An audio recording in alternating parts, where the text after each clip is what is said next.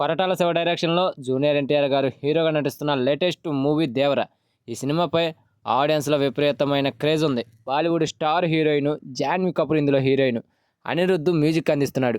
ఇప్పటికే ఈ సినిమా నుండి రిలీజ్ అయిన 3 సాంగ్స్ కూడా సోషల్ మీడియాని ఒక ఊపేస్తున్నాయి. ముఖ్యంగా ఆ చుట్టమల్లె సాంగ్ అయితే ఇప్పుడు ప్రజెంట్ నెంబర్ 1 ట్రెండింగ్లో నిలుస్తుంది.